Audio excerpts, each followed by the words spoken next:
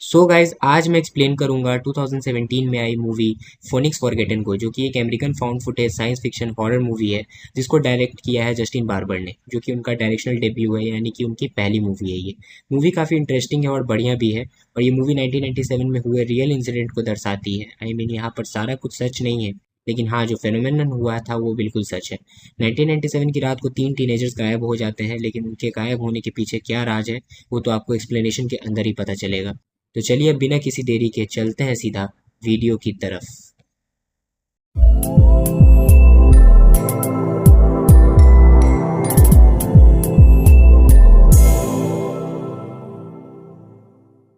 Movie की शुरुआत में हम कुछ न्यूज़ रिपोर्टर्स को कहते हुए सुन पाते हैं कि पुलिस की काफ़ी खोज करने के बावजूद भी तीन टीनेजर्स जिनका नाम जॉस, एशले और मार्क था, वो अभी भी मिल नहीं पाए हैं। इसके बाद हमें मार्च 13 1997 की रात दिखाई जाती है, जहाँ पर सोफ़ी का बर्थडे मनाया जा रहा था और उसका भाई जॉस पार्टी की सारी रिकॉर्डिंग्स कर रहा होता है और सभी लोग सोफ़ी को कैमरा की तरफ देखते हुए उसके फ्यूचर के लिए बेस्ट विशेस देते हैं। और तब जॉस की बारी आती है, तभी स्क्रीन पॉज होकर हम सोफ़ी को कहते हुए सुन पाते हैं कि उस रात के जॉस को अभी भी उसने अपनी यादों में ताज़ा रखा है। खैर, अब अगले सीन में हम ग्रोन अप सोफ़ी को देख पाते हैं, जहाँ पर वो 20 साल बाद अपने शहर फोनिक्स आई हुई थी उसके बॉयफ्रेंड जे के साथ। अब एयरपोर्ट पर सोफ़ी के फादर उसको पिकअप करके सोफ़ी की मदर के यहाँ पर ड्रॉप कर देते हैं, क्योंकि सोफ़ी के पेरेंट्स का डाइवोर्स हो गया था और सोफ़ी के फादर स्टीव उनकी बेटी की डॉक्यूमेंट्री जो कि जोस के ऊपर थी उसके बारे में सुनकर ज़्यादा खुश नहीं थे। अब सोफ़ी की मॉम कैरोलीन अपनी बेटी को उसके डॉक्यूमेंट्री के लिए जॉस के रिकॉर्डेड सारे टेप्स दे देती है। वो उन टेप्स को प्ले करती है और पहले ही टेप के अंदर सोफ़ी की बर्थडे पार्टी शुरू हो जाती है, यानी कि शुरुआत वाला सीन में सोफ़ी ही इन टेप्स को देख रही थी।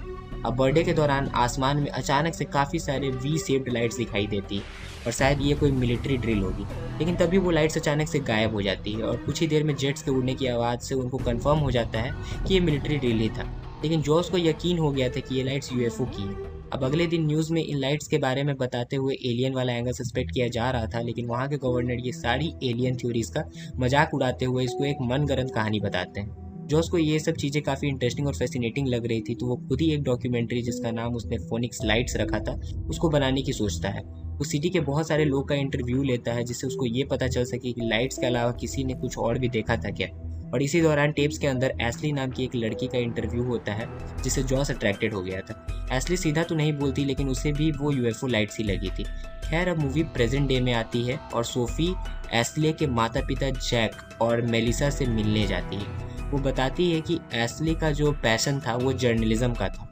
और इसी वजह से उसने जॉस के डॉक्यूमेंट्री में इतना ज़्यादा इंटरेस्ट दिखाया होगा। अब आगे टेप्स के अंदर हम एस्ले और जॉस को देख पाते हैं, जो कि अपने एक्सप्लोरेशन को शुरू करते हुए लोकल एस्ट्रोनॉमर्स को मिलने जाते हैं और वो एस्ट्रोनॉमर्स जो होते हैं लाइट्स को जेट की फ्लेयर्स ही कहते हैं। अब होता ये है कि दोनों इन बातों से सेटिस्फाइड नहीं थे, तो वो लाइब्रेरी जाकर एंशियंट यूएफओ साइटिंग्स के बारे में पढ़ते हुए देख पाते हैं और उन बुक्स के हिसाब से एंशियंट लोगों ने यूएफओ साइटिंग्स देखी थी और उसके बारे में उन्होंने रॉक्स के ऊपर कार्विंग्स भी बनाए थे। अब अगले कुछ पेजेस हमें बाइबल के दिखाए जाते हैं, जहाँ पर एसिकस व्हील के बारे में मेंशन किया गया था और ये दोनों ही इसके बारे में पढ़ने लगते हैं, जिसके बारे में हम थोड़ी देर में डिटेल से बात करेंगे। खैर, अब वो लोग डेजर्ट बोटैनिकल गार्डन जाते हैं, जहाँ पर टोनी नाम के एक आदमी का वो लोग इंटरव्यू लेते हैं, जो कि ये बोलता है कि फोनिक्स के अंदर सॉल्ट रिवर रिजर्वायर के अंदर उसने पहले वो वी शेप लाइट्स देख रखी हैं। अब उस जगह जाने के लिए कोई ट्रांसपोर्टेशन की ज़रूरत थी, तो एस्ले और जॉस अपने साथ मार्क को टैग अलोंग कर लेते हैं, क्योंकि उसके पास में जीप थी। इसी दौरान न्यूज़ से सबको पता चलता है कि सेम टाइप की वी शेप लाइट्स फिर से अपना प्रेजेंस दिखा रही है और तुरंत ही जॉस और मार्क उस न्यूज़ में बताई गई जगह पर चले जाते हैं। उन्हें वहाँ पर कुछ भी नहीं मिलता, हालांकि वहाँ पर कुछ पुलिस वाले उस लाइट्स की इन्वेस्टिगेशन टीम आई हुई थी, यानी कि उनको भी लग रहा था कि कुछ ना कुछ तो अजीब है। अब वो लोग वहाँ से तुरंत ही निकल जाते हैं, जिसके बाद हम जॉस को मैप के जरिए फ्लाइट पाथ बनाता हुआ देख पाते हैं, क्योंकि उसको लगता है कि वहाँ पर कोई ना कोई पैटर्न जरूर है और अगली लाइट साइटिंग भी इसी पैटर्न के हिसाब से होगी। जिसके बाद ये तीनों ही उस जगह पर जाने का प्लान बना लेते हैं। खैर, अब मूवी फिर से प्रेजेंट टाइम में आती है, जहाँ पर सोफ़ी उन इन्वेस्टिगेटिंग पुलिस ऑफिसर से मिलती है, जो कि जॉस और उनके दोस्तों का मिसिंग केस हैंडल कर रहे थे, लेकिन सोफ़ी को यहाँ पर कोई भी क्लू नहीं मिलता। अब सोफ़ी मार्क के भाई डैन से मिलकर उसके डिसअपेरेंस के रात के बारे में पूछती है। असल में मार्क के पेरेंट्स को ये लग रहा था कि मार्क और डैन दोनों पार्टी कर रहे हैं और उन्हें काफ़ी देर में ये पता चलता था कि मार्क मिसिंग हो चुका है और हमें मार्क और उसके फ्रेंड्स की पुलिस जांच की वीडियो दिखाई जाती है। जिसके अंदर उसकी जीप थी और उसमें कुछ बियर की कैंस और जॉस का कैमरा था। इनफैक्ट वहाँ पे कुछ ब्लड ड्रॉपलेट्स भी मिलते हैं।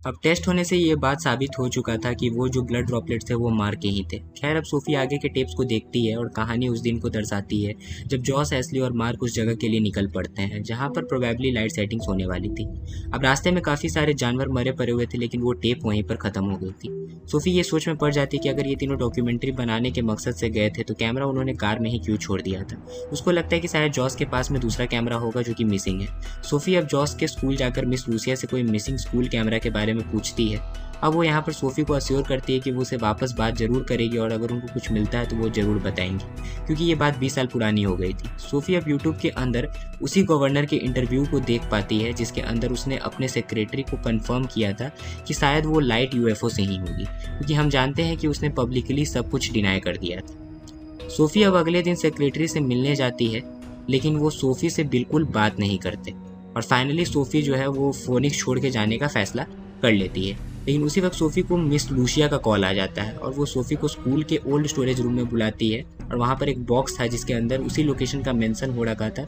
जिस लोकेशन के अंदर जॉस और उसके दोनों दोस्त गए हुए थे। सोफ़ी को उस बॉक्स के अंदर एक कैमरा भी मिलता है जिसकी हालत बहुत ख़राब थी और अब वो अपने बॉयफ्रेंड जे को उस टेप को दे देती है ताकि वो उसको रिवाइव कर सके। और जैसे ही ये लोग टेप को चलाते हैं वहाँ से सीन कट होकर सोफ़ी को दिखाया जाता है हमें, जो कि एक शॉक्ड स्टेट में थी क्योंकि शायद से उसने बहुत ही भयानक चीज़ देख ली थी उस टेप में।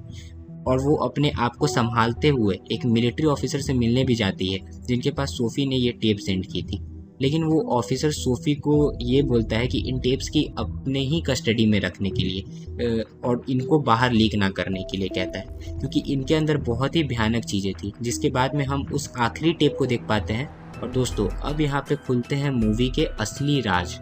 दरअसल जॉस ने स्कूल वाले कैमरे का इस्तेमाल गाड़ी से उतर कर ही स्टार्ट कर दिया था और यही रीज़न था कि वो दूसरा कैमरा उसने गाड़ी के अंदर ही छोड़ दिया था। वो मरे हुए जानवर यानी कि कायोटीज़ का इंस्पेक्शन करते हैं और फिर कायोटीज़ पर अजीब से दिखने वाले बर्न मार्किंग्स वहाँ पे थे और वो लोग फिर आगे पैदल चल पड़ते हैं। और थोड़ी ही देर के बाद में उनको वहाँ पर रॉक कार्विंग्स भी मिलती हैं जिसे उनको पता चल जाता है कि ये लोग सही रास्ते पे जा रहे हैं। यहाँ पर एस्ली और मार्क की नज़दीकियाँ भी बढ़ने लग गई थी जिसको देखकर जॉस काफ़ी ज़्यादा जेलस हो रहा था क्योंकि वो एस्ली को पसंद करता था। अब ये लोग रात तक एक क्लिफ के ऊपर इंतज़ार करते हैं और थोड़ी ही देर में एक ब्राइट स्पार्क उनको नज़र आती है जिसको कैमरे के अंदर कैप्चर करने के बाद उन्हें काफ़ी प्राउड फील होता है क्योंकि उन्होंने बिल्कुल सही बात को पॉइंट किया था। और कुछ ही देर इंतज़ार करने के बाद वो लोग वहाँ से निकलने का सोचते हैं क्योंकि वहाँ पर और कुछ नहीं हो रहा था। मार्क उन्हें फॉलो करने को कहता है क्योंकि उसको जीप की लोकेशन पता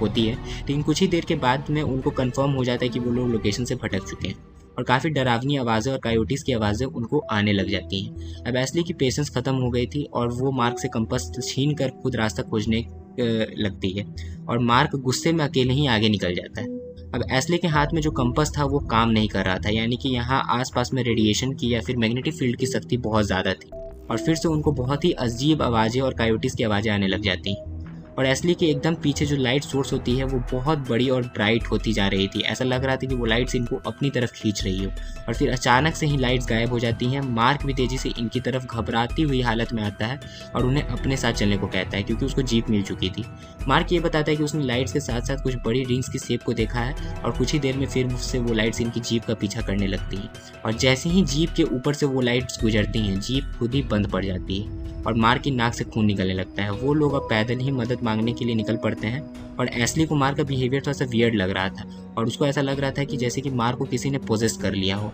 और उसको कोई चीज़ कंट्रोल कर रही हो। अब मार्क को ऐसा लगता है कि डेजर्ट के अंदर उसका भाई डैन उसको आवाज़ लगा रहा है और वो उसको देखने के लिए जाना चाहता है, लेकिन वहाँ पर इन तीनों के अलावा और कोई भी नहीं था, यानी कि इनको यहाँ पर रेडिएशन पॉइजनिंग हो चुकी थी। यहाँ पर कुछ न कुछ अजीब चीज़ें चल रही थी। एस्ली और जॉस मार्क को रोकते हैं और फिर अचानक से कोई जोर की आवाज़ आती है और ऐसा लग रहा था कि ग्रेविटी को ही किसी ने कंट्रोल कर लिया और पत्थर भी ऊपर की तरफ हवा में जाने लगते हैं और मार्क भी वहाँ से गायब हो जाता है। एस्ली यहाँ पर काफ़ी दुखी हो जाती है क्योंकि मार्क को वो लोग बचा नहीं पाए थे। जॉस एस्ली को संभालते हुए आगे बढ़ने को कहता है और थोड़ी दूर जाने पर एस्ली के नाक से भी खून निकलने लगता है और कुछ ही दूर जाने पर फिर से मरे हुए कायोटीज उनको दिखाई देते हैं जिनके बॉडी के ऊपर बर्न मार्किंग्स थी। और अब एस्ली की हालत भी बहुत ख़राब हो गई थी और उसको ऐसा लगने लगा था जैसे कि डेजर्ट के अंदर उसे अपने फादर की आवाज़ सुनी है और वो तेज़ी से भागती है और वही लाइट जो कि रिंग शिफ्ट की थी और उसको अपनी तरफ खींच कर ले जाती है। जोस भी डर के मारे एक ट्रैम्प के अंदर छुपने लगता है और वहाँ पे हम देख पाते हैं कि उसके नाक से भी ब्लीडिंग हो रही थी और अब वो तेज़ लाइट्स उस ट्रैम्प को और जोस को भी अपने तरफ खींच लेती है और कैमरा भी जोस के हाथ से छूट कर डेजर्ट में ही गिर जाता है और इसीलिए इस कैमरा की हालत इतनी ख़राब थी। आखिर में ये बताया जाता है कि मार्च 1997 को फोनिक्स में कई लोगों ने ये लाइट्स देखी थी, लेकिन इसका जोस और उसके दोस्तों के गायब होने से कोई भी कनेक्शन नहीं है और बस इस मूवी की स्टोरी यहीं ख़त्म हो जाती है। तो दोस्तों ये थी फोनिक्स फॉरगेटन मूवी की कहानी और अब बात करते हैं कुछ कहानी के अनटच्ड हिस्सों की। अब देखो यहाँ पर 2 से 3 चीज़ें हो सकती हैं। पहली तो ये है कि कोई गवर्नमेंट का काम हो सकता है ये, क्योंकि मिलिट्री ऑफिसर ने उस टेप को हाइड करने को कहा था। गवर्नमेंट यहाँ पर काफ़ी साइलेंट भी थी और कुछ भी बोल नहीं रही थी, यानी कि हो सकता है कि गवर्नमेंट वहाँ पे कोई टेस्टिंग वगैरह कर रही हो और इन लोगों को रेडिएशन पॉइजनिंग का सामना करना पड़ रहा हो, जिस वजह से इनको अजीब अजीब चीज़ें जो वहाँ पे हो रही थी इनके साथ घट रही थी। सेकेंडली इस मूवी के अंदर हमें एजिकियस व्हील के बारे में बताया गया है और बाइबल के अंदर इसका जिक्र है कि ये as a form of God की ओमनी प्रेजेंस है इस दुनिया के अंदर और एजिकियल जो है वो गॉड के भेजे हुए प्रॉफिट थे और उन्हीं का सैरियट व्हील इसी शेप में था जिसके पास 4 फेसेस थे और उनको एज अ मैसेंजर गॉड भेजा था। अब मूवी के अंदर इसका इस्तेमाल एलियन शटल की तरह करा गया है क्योंकि वो जो रिंग थी वो बिल्कुल उसी शेप की लग रही थी। अब इसको आप एलियन मानो या फिर एजिकियस व्हील मानो, या फिर ये कह सकते हैं कि एजिकियल व्हील यहाँ फिर एलियन टेक्नोलॉजी यहाँ पर मिलिट्री के हाथ लग गई थी जो कि उसको इस्तेमाल करके देख रहे थे, या फिर ये हो सकता है कि जो एलियंस थे यहाँ पर बस टेस्टिंग कर रहे थे, सिर्फ वो यहाँ पर कुछ चीज़ें देखने आए थे धरती के ऊपर, उनका किसी को भी हार्म करने का कोई इरादा नहीं था। बात करें यहाँ पर हम लोग कायोटीज़ के बारे में, तो यहाँ पर जो कायोटीज़ थे ना वो हवा के अंदर सेंसेशंस महसूस कर सकते थे, तो उनको लग गया था कि जो कोई भी चीज़ है वो इस पृथ्वी की नहीं है, इसलिए वो शोर मचा रहे थे और यही रीज़न था कि उन्हीं को यहाँ पर एलियन की जो स्पेसशिप थी वो नुकसान पहुँचा रही थी, उनको पूरी तरह से जला रही थी। लेकिन ये चीज़ इंटेंशनली नहीं करी गई थी, वो सिर्फ यहाँ पर सारी चीज़ों का चुपके से सैंपल लेने चाह रहे होंगे, लेकिन ऑब्वियसली ये लोग गलत टाइम पर गलत जगह पर पहुँच गए थे। या फिर सिंपल हो सकता है कि जो मिलिट्री थी यहाँ पर टेस्टिंग वगैरह कर रही होगी, उस एलियन स्पेसशिप को यहाँ पर चलाना सीख रही होगी और उसी के हादसे में तीनों लोग और जानवर जितने भी थे मारे गए। या फिर इसको हम एजिकियस व्हील ही मान ले, तो यहाँ पर ये पोर्ट्रे करता है कि गॉड ने अपना डोर ओपन कर दिया है और उन ह्यूमन बींग्स को वो हटा रहे हैं जिनका टाइम ख़त्म हो चुका है या फिर जिनके सिंस कुछ न कुछ थे, और इससे सारी दुनिया को ये मैसेज भी मिल जाएगा कि एंड टाइम ज़रूर आएगा। और सबसे बड़ी बात यह है कि हमको ये पता नहीं चलता कि वो जो कैमरा जॉस का था वो यहाँ पर स्कूल के अंदर कुरियर किसने किया होगा। सो गाइज आज की इस वीडियो को यहीं पर ख़त्म करते हैं। आप लोग कमेंट सेक्शन में बताइएगा कि आप लोग को ये मूवी कैसी लगी, फोनिक्स फॉरगेटन, और इस मूवी का एक्सप्लेनेशन किस तरह से लगा। और आप लोगों को और भी बहुत सारे इंटरेस्टिंग एक्सप्लेनेशंस देखने हैं और भी अलग अलग इंटरेस्टिंग मूवीज़ के बारे में, खास करके हॉरर जेनर का, तो आप लोग इस चैनल को सब्सक्राइब कर सकते हैं अगर आप लोग नए हैं तो। और वीडियो को लाइक ज़रूर से कीजिएगा अगर वीडियो पसंद आया है तो, और बेल नोटिफिकेशन को ऑन कर दीजिएगा ताकि नेक्स्ट वीडियो आते ही सबसे पहले आप लोग अपने मोबाइल में एक इंटरेस्टिंग एक्सप्लेनेशन देख करके मज़ा और लुत्फ़ उठा सकें। सो अभी के लिए बाय बाय एंड टाटा।